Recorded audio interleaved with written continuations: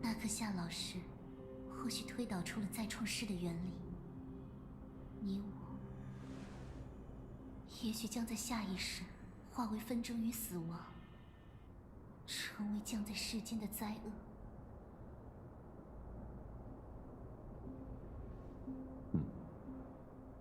我知晓了。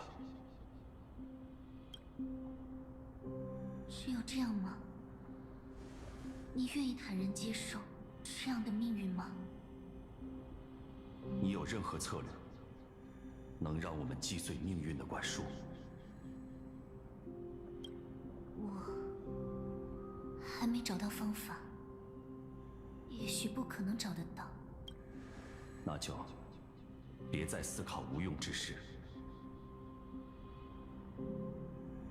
掌控你能掌控之事，待那无可逃避的命运降临时，再用你强有力的意志反抗他的摆弄。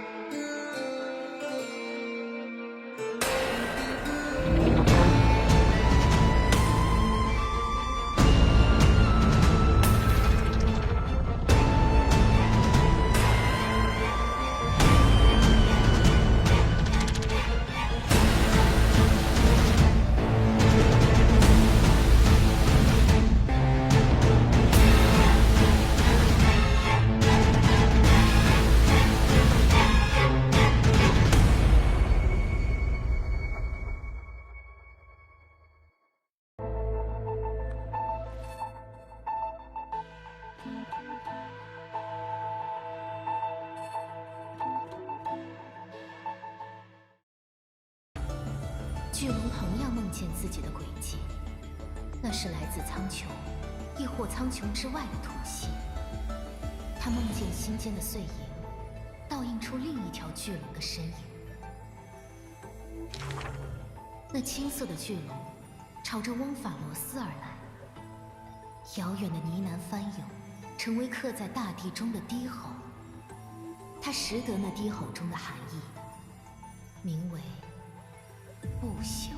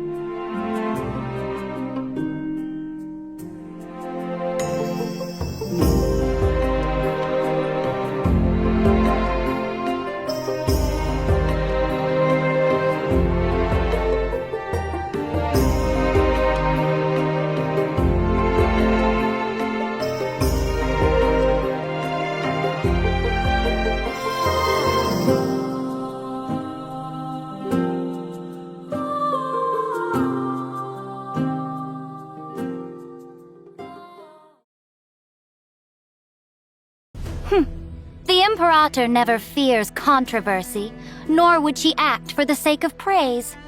I studied chess since childhood. On the board, only one rule matters: win. I will stop at nothing and pay any price to achieve my goals. Oh, what exactly do you mean by any price? It means I won't hesitate, even if victory costs me my king piece.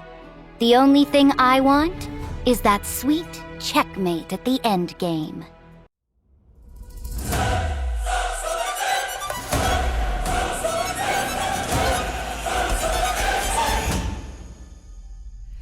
轮回，希望绝望跟电影场，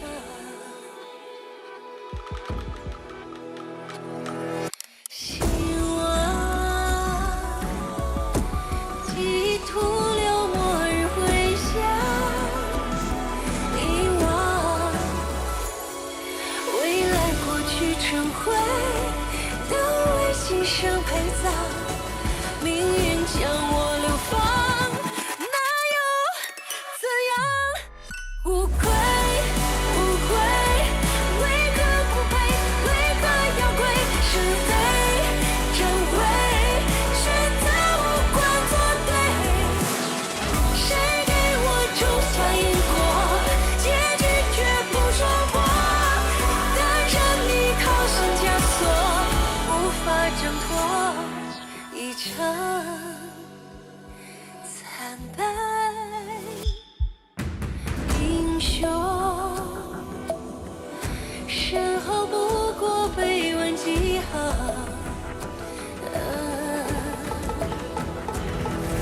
传说起承转合虚构太多，你想就图笑问傀儡，谁比谁更荒唐？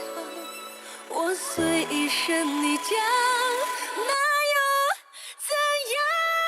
无罪无畏，为何不配？为何要跪？是非真伪，由谁来定错对？要断了命运枷锁，不疯狂不成活。角落，自有评说故事之外，有谁还在？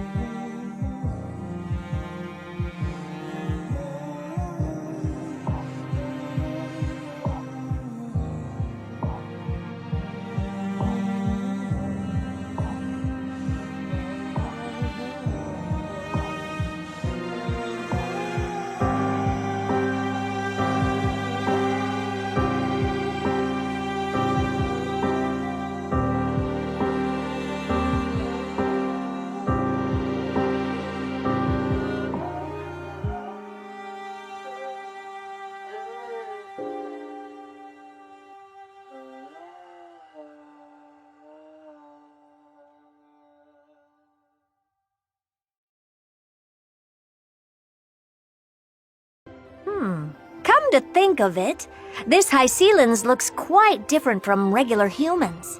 She's got scales, and her belly seems to be... transparent? That's right.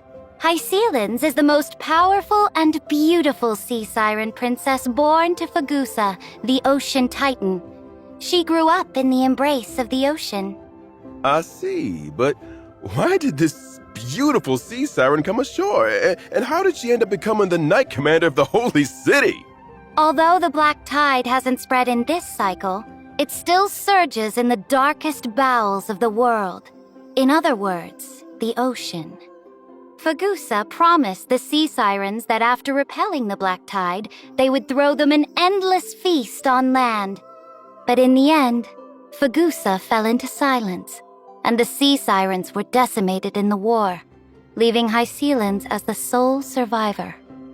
When I first met her, Hycelan's was in a complete daze.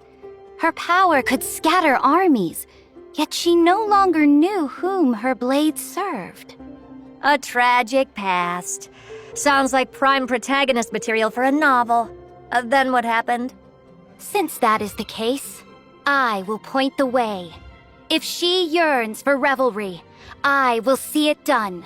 All I ask is for her unwavering loyalty, to stand as my sword and banner, and mine alone.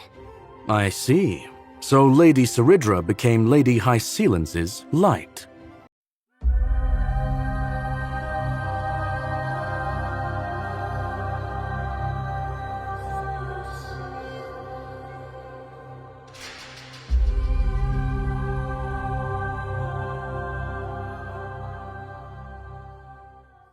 During combat, Lygus will switch between two different forms.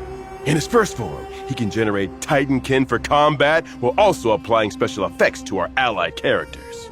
Characters affected by this special effect will have their ultimates activated, but using an ultimate during this effect will cost massive HP. When the total number of allies and enemies that appear on the field reaches a certain amount, Lygus will enter his second form. In this second form, black tide creatures will continuously spawn, and Lygus will modify these monsters' parameters to greatly increase their threat level. During this phase, he will continuously enhance his ultimate as time passes. When using the ultimate, Lygus will deal massive distributed damage to all allies. Oh? Is there any key information to help solve this puzzle? Of course! If you can make a certain number of allies and enemies leave the field during his second form, it'll accelerate Lygus to switch back to his first form, reducing the threat of his ultimate.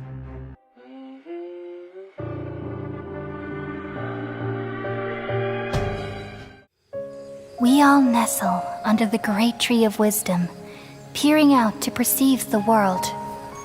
From the earth and from the rain, we perceive its wonders, until we become a white bird to perch atop a branch, and finally snap off the most important leaf. Once upon a time, I alone dreamed in this world. In my dreams, everybody would also dream after they fell asleep. Wild and wonderful thoughts would emerge from their minds. Some tumbled to the ground, and others floated to the sky, connecting all things in the world into one dazzling net. Among a plethora of worlds were numerous smaller worlds, all of fate, finding within the tapestry their brilliant glow. I gradually understood that these indescribable and constantly changing things are the most profound things in the world. Only they can completely repel the madness. Only dreams can awaken consciousness from the deepest darkness.